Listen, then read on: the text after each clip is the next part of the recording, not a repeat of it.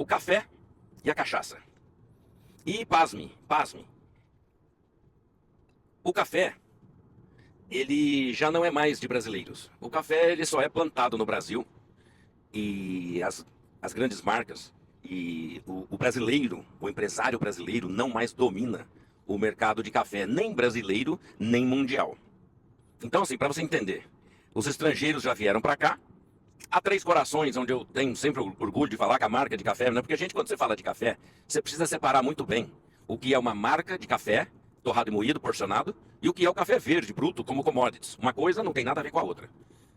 O café torrado, moído, marca e porcionado, ele não tem nenhuma marca mais brasileira. Tínhamos aí a Três Corações, que ela já foi vendida, a maior parte da Três Corações, que era a melhor marca até então, foi vendida para um grupo italiano. E tudo bem, fazer o quê? Os grupos estrangeiros, eles têm muito capital, eles trabalham em dólar, eles têm uma consciência global muito grande. E já um empresário brasileiro, ele é muito territorialista, então ele conhece muito pouco do mundo. E ele acaba sucumbindo, né, vendendo a sua empresa para os estrangeiros. E isso se fez com quase todas as marcas de café brasileiro já foram vendidas. Então essas marcas todas que você vê no supermercado, esses cafés mais ruins, esses cafés como Café Pilão, Caboclo e tudo mais, é dessa empresa aí que eu vou colocar. Tem uma empresa que ela domina o mercado de café mundial, que é essa empresa que eu estou colocando aí. Eles compraram quase todas as marcas. Ao contrário de que a Colômbia, por exemplo, ela tem o café Juan Valdez, aí também a marca de Juan Valdez, que é dos caras. Colômbia, ela é firme, firme com marca de café. O brasileiro vendeu tudo. Nós não temos nenhuma marca de café genuinamente brasileira. E eu pesquisei também, estava vendo sobre bebida alcoólica. O consumo de bebida alcoólica nos países de terceiro mundo, ele cresce. E o consumo de bebida alcoólica no primeiro mundo, nos países desenvolvidos, ele está decrescendo. As pessoas nos países desenvolvidos estão deixando de beber álcool. Mas quando eu falo deixando, é pouco, não é muita coisa não. Eles ainda são grandes bebedores de bebida alcoólica. Está caindo. Quando você vê estatística, você tem que entender o seguinte. Eles fazem comparativos. Então, por exemplo, o Brasil dobrou. Vou falar de novo. O Brasil dobrou o consumo de bebida alcoólica da marca de cachaça Ipioca nos últimos 15 anos. Então, a marca Ipioca dobrou o faturamento da empresa nos últimos 12 anos. Então, isso é um crescimento exponencial. Em contrapartida, o whisky Jack Daniels, grandes marcas de bebidas no mundo, não cresceram. Eles atribuem isso uma informação. Não é que pararam, as pessoas estão parando de beber. O crescimento não está acelerado como foi no passado. Então, o mercado de bebida alcoólica mundial, no primeiro mundo, ele está estagnado. Ou seja, ele não cresce nem decresce, ele é a mesma quantidade. Então, as empresas estão sólidas nesses países e eles procuram mercados emergentes, mercados que estão em crescimento. E quais são os mercados em crescimento? São os mercados do segundo mundo e terceiro mundo, como somos nós. Então, o mercado brasileiro, por exemplo, da pesquisa que eu vi, é o maior mercado, por exemplo, do whisky do Johnnie Walker. O Johnnie Walker Red Label, nenhum lugar no mundo vende tanto quanto vende no Brasil em quantidades de garrafas. Porque o Brasil é um país muito populoso. Então, assim, existe estatística. E eu vou colocar aí dois gigantes da bebida alcoólica. São duas grandes empresas que detêm o controle da bebida alcoólica do mundo. Que é essa aí, que é uma inglesa. E pasme, ela comprou a cachaça Ipioca há uns 10 anos atrás por $500 bilhão. Eu vou repetir. Essa empresa que está aparecendo aí para você, ela comprou a cachaça Ipioca, que é uma cachaça nordestina, por $500 bilhão. E pasme, isso tem quase 10 anos atrás. E nesses 10 anos a empresa já dobrou de tamanho. Então, assim, nem a nossa cachaça, que é típico um produto brasileiro, é mais de brasileiros. E a outra empresa que concorre com essa empresa aí, que comprou, também nos Estados Unidos também acontece essas compras de marcas, né? Essa empresa que eu estou mostrando aí, ela comprou quase todas as grandes marcas de bebidas americanas. Inclusive comprou o famoso Jack Daniels. Então o Jack Daniels, não sei se você sabe, mas o Sr. Jack Daniel, ele não tinha herdeiro. O Sr. Jack Daniel, ele, quando morreu, ele tinha somente um sobrinho. E este sobrinho que tocou a destilaria do tio e veio vender, os herdeiros desse sobrinho venderam a destilaria Jack Daniel para essa empresa que está aparecendo aí no vídeo. E essa empresa agora ela tem grandes marcas de whisky, ela domina. Então, existem no mundo grandes blocos dominantes, né? Quem não sabe aí, o mercado de óculos, todo dominado pela Luxottica. mas depois nós falamos de óculos. Vamos falar de bebida alcoólica, café e cachaça. Então, essas marcas, esses dois gigantes dominam o mercado de bebida alcoólica no Brasil e no mundo. Então eles guerrinham. Quando você vê aí Johnny Walker, Ballantines, Old Bar, Jack Daniels, você vê todas essas marcas, são essas multinacionais que fazem um excelente trabalho. Estou criticando ninguém não, fazem um excelente trabalho. A única coisa que nós devemos ter orgulho é da nossa Ambev. Ambev é uma... Aí é uma contrapartida, né? A Ambev é uma empresa brasileira. Na verdade, ela é coordenada por brasileiros, né? Mas quando ela se torna global, ela deixa de ser tanto brasileira. Mas ela é dirigida e coordenada por um brasileiro. E aí sim nós conquistamos territórios no exterior. A Budweiser tem uma série de marcas. Aí vai estar a Ambev, aí todas as marcas da Ambev.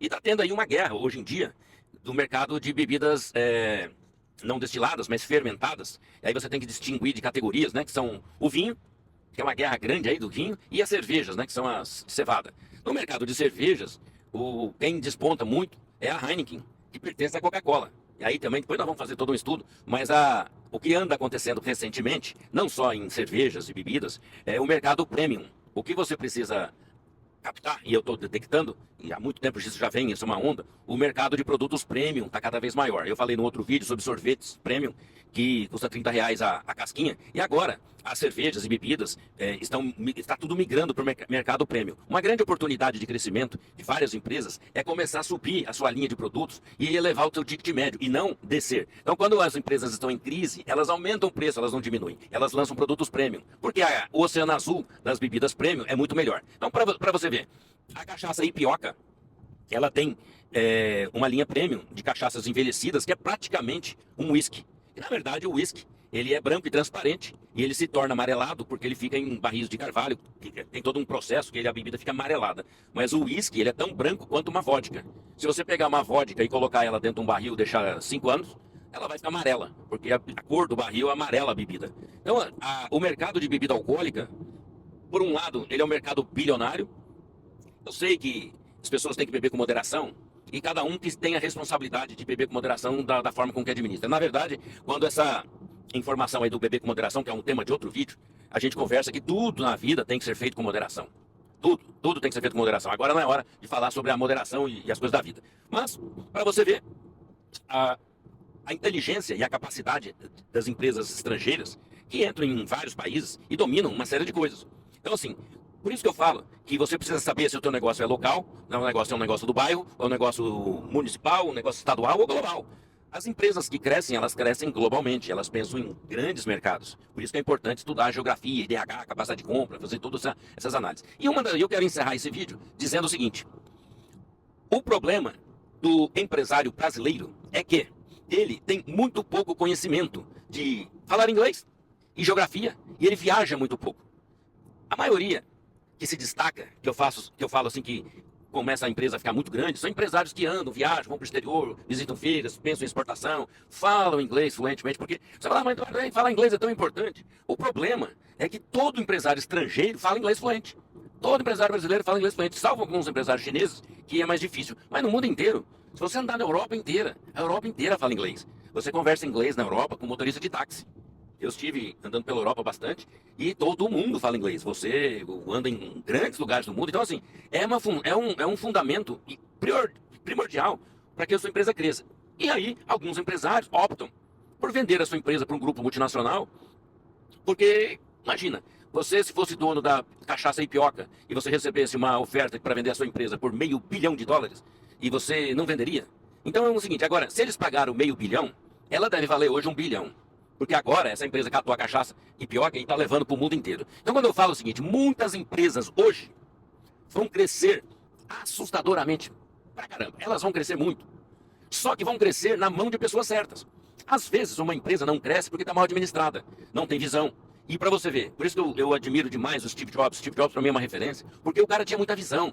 Produtos premium, produtos de qualidade, visionário, o cara tá com a cabeça lá na frente. Muitas empresas hoje deixam de crescer por pura falta de visão e má administração do proprietário. Ele não pensa em expansão, ele não pensa em tecnologia, ele não pensa que nem o cara que vendia chicotes para carroça e quando foi inventado o automóvel. Se você quer ver aí o filme na Netflix aí do BlackBerry, a empresa BlackBerry vendeu muito, deixou todo mundo rico, mas quando o iPhone chegou no mercado americano, aí ele engoliu o BlackBerry.